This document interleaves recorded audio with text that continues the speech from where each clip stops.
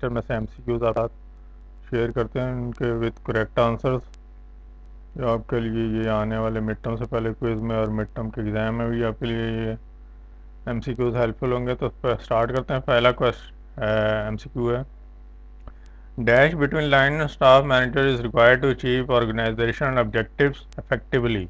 तो कोऑपरेशन जो ऐसी चीज़ होती है जो कि लाइन और स्टाफ मैनेजर के दरमियान में होती है, ठीक है, ये इसका करेक्ट आंसर है कोऑपरेशन।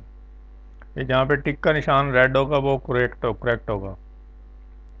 नेक्स्ट है, which of the following two components are use for human resource planning process के लिए। ह्यूमन रिसोर्स प्लानिंग प्रोसेस के लिए रिक्वायरमेंट और अवेलेबिलिटी जो होते हैं ये दो कंपोनेंट यूज होते हैं, ये है इसका।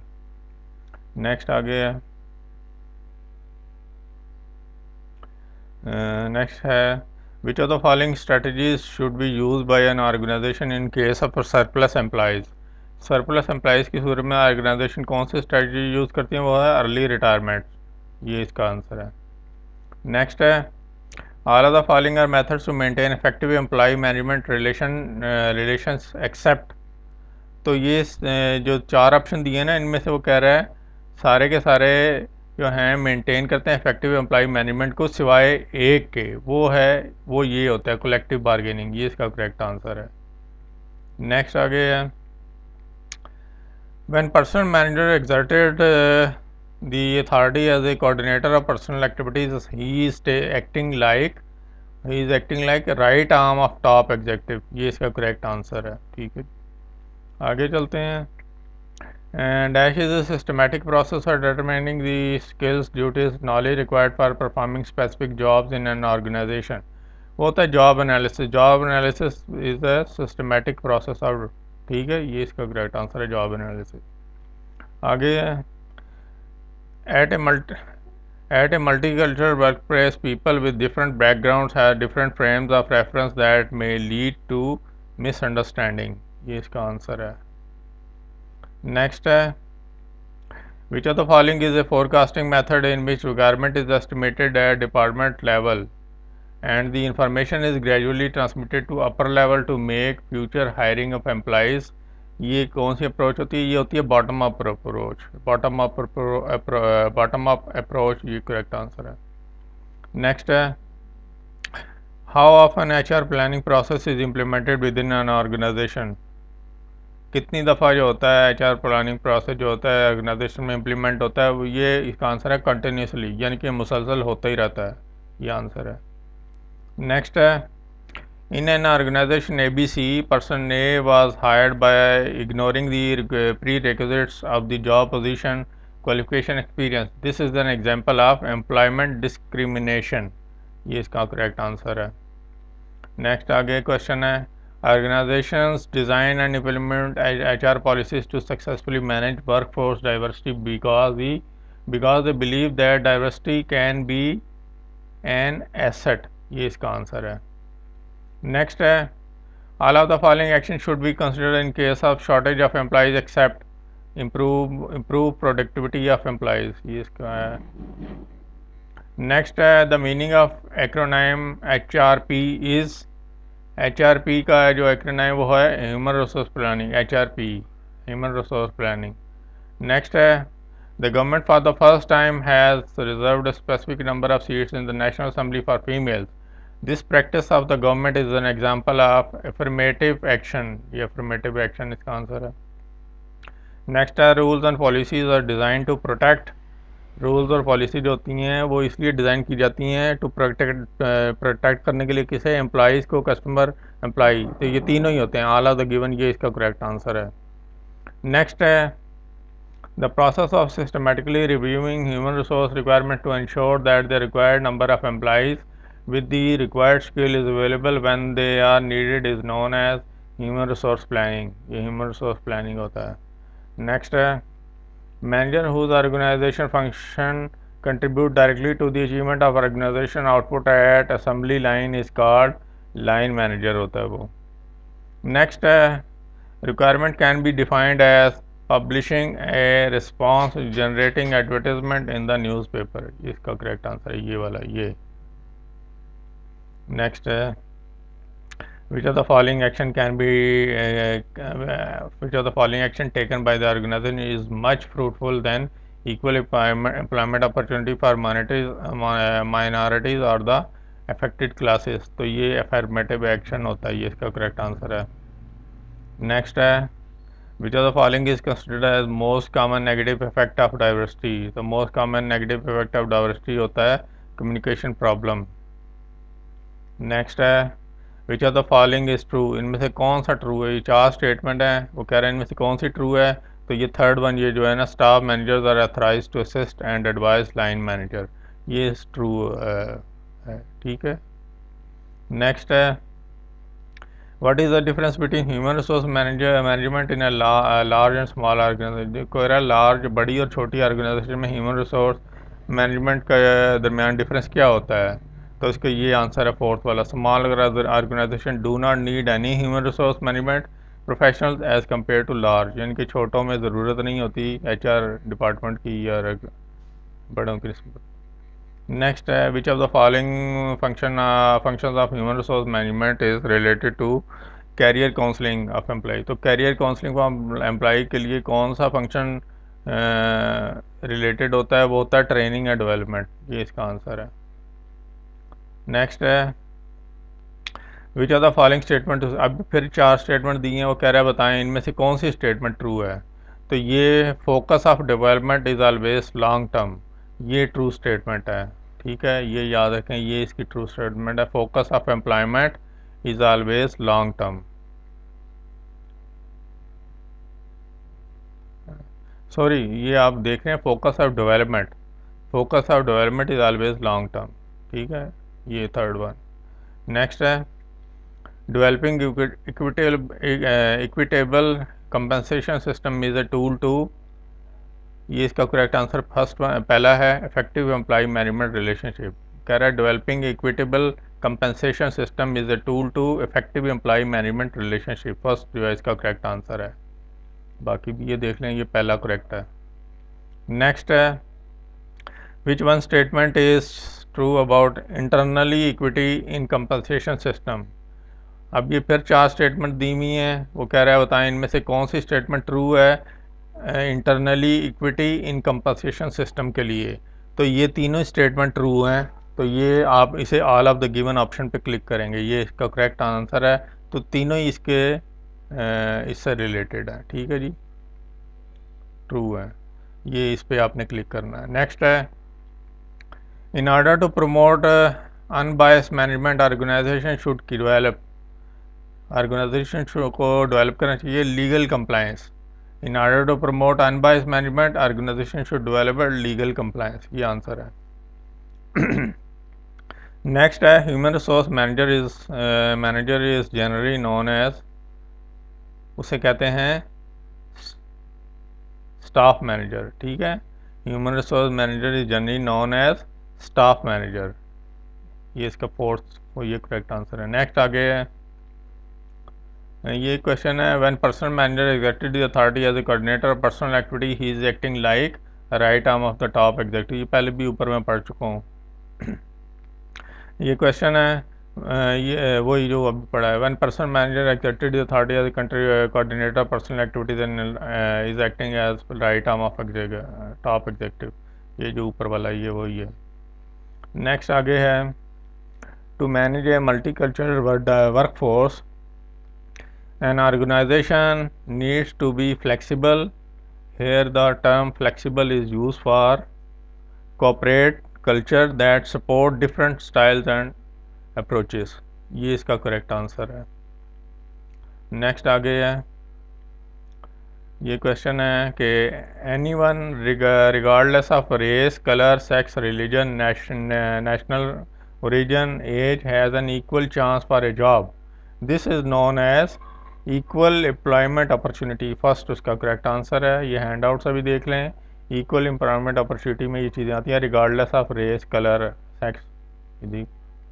आगे ये क्वेश्चन है a note of appreciation for an employee is an example of non financial reward, a note of appreciation for an employee is an example non financial rewards, ठीक है, ये इसका करेक्ट आंसर है, ये भी यहाँ पे भी है।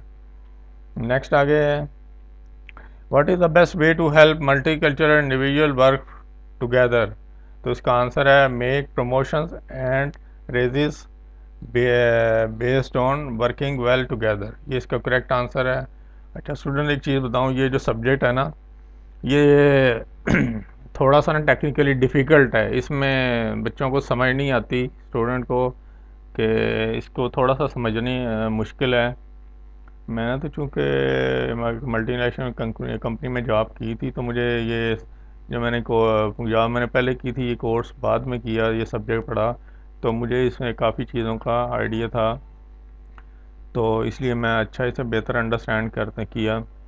और दूसरा ये है कि चैनल को सब्सक्राइब करें, वीडियो के एमसीक्यू आपके लिए हेल्पफुल, इतने हेल्पफुल आपको मटेरियल दे रहे हैं, तो वीडियो को लाइक भी कर दिया करें, चैनल को सब्सक्राइब करें। आपके थ्रू आउट द कोर्स आपके तमाम सेमेस्टर के तमाम सब्जेक्ट के MC mid term, final term और जो क्विज़ेज़ और असाइनमेंट सब अपलोड होती हैं। नेक्स्ट आगे चलते हैं।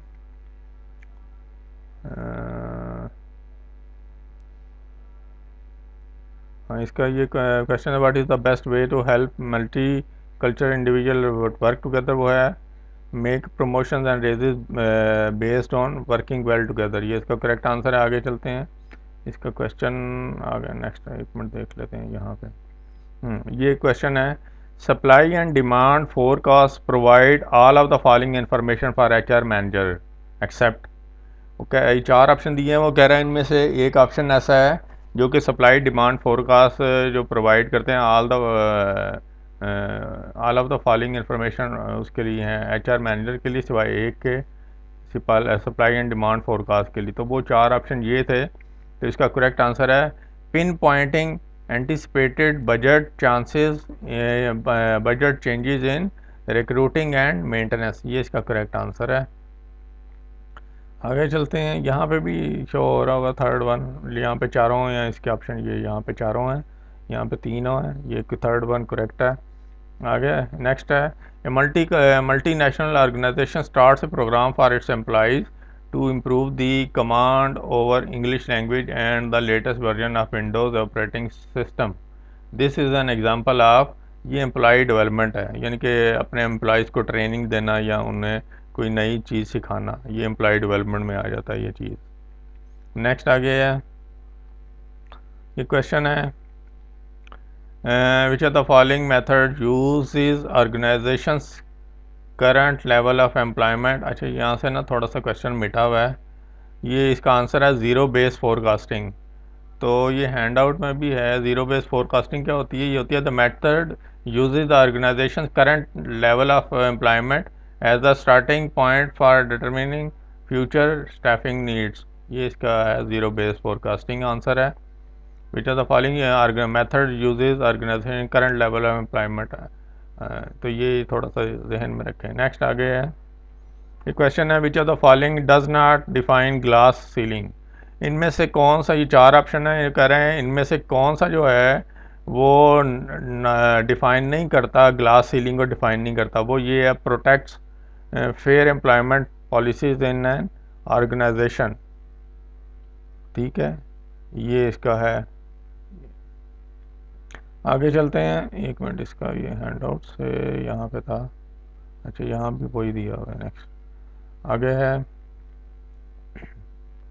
ये क्वेश्चन है, following are all included in statistical approach of forecasting, वो कह रहा है ये चारों ऑप्शन सारे जो हैं स्टैटिस्टिकल अप्रोच ऑफ फोरकास्टिंग में इंक्लूडेड होते हैं, सिवाय एक के, वो कौन सा है, वो सेंसिटिविटी एनालिसिस, ये इसमें शामिल नहीं होता, ये इसका करेक्ट आंसर है।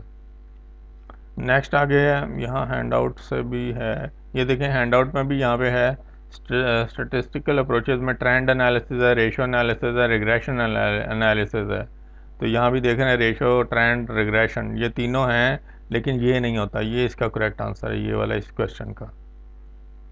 आगे है, which are the following is true, इनमें से कौन सा ट्रू है, ये 4 स्टेटमेंट दी हुई हैं तो ये चौथी जो है statement, staff managers are authorized to assist and advise the line manager, ये इसकी करेक्ट, ये ट्रू स्टेटमेंट है इन चारों में से, ये answer.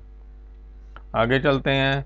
Which of the following does not define glass ceiling, इनमें से कौन सा डिफाइन नहीं करता ग्लास सीलिंग को? पहले भी क्वेश्चन आया, दोबारा आया है। Protects fair employment policies in an organization, ये ग्लास सीलिंग को डिफाइन नहीं करता, ये इसका करेक्ट आंसर है।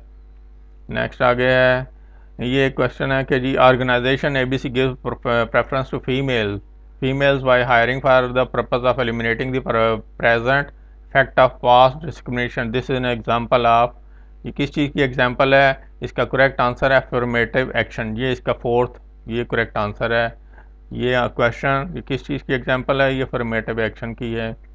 आगे है, which of the following technique is not use to manage the surplus of workforce, इनमें से कौन सी, ये चार ऑप्शन दिए, कौन सा जो है टेक्निक यूज़फुल नहीं है to manage the surplus of workforce के लिए? वो है क्रिएटिव रिक्रूटिंग, ये इसका करेक्ट आंसर है। नेक्स्ट आगे है, manager has authorize the worker to make his own schedule, तो मैनेजर जो है has authorize the worker to make his own schedule, this is an example है, किस चीज़ की एग्जांपल है? ये एम्पावरमेंट की एग्जांपल है। एम्पावरमेंट का मतलब है किसी को इख्तियारात देना, ठीक है, ये इसका आंसर है, ये इसका। आगे चलते हैं। If in an organization man and women are being paid differently on same position, then which of the following law provides protection against this discrimination? तो ये इसका करेक्ट आंसर है इक्वल पे एक्ट ऑफ 1963, ये इसका correct answer है। ये चारों option है, ये इसका करेक्ट आंसर है, ये क्वेश्चन है, ये इसका करेक्ट आंसर है। आगे चलते हैं। नेक्स्ट ये क्वेश्चन है, which of the following two components are use for human resource planning process के लिए? कौन से दो components human resource planning process के लिए होते हैं? Requirement and availability. Requirement and availability ये पहले भी मैं पढ़ चुका हूँ, दोबारा आया क्वेश्चन रिक्वायरमेंट एंड अवेलेबिलिटी, ये क्वेश्चन, ये इसका correct answer. Next, which of the following is not a function of HRM, इनमें से कौन सा जो है वो HRM का फंक्शन नहीं है? तो उसका करेक्ट आंसर ये है, ये वाला procurement is not a function of HRM में ट्रेनिंग भी होता है, रिक्रूटमेंट भी होता है, सिलेक्शन भी होता है, ये तीनों होते हैं, ये नहीं होता।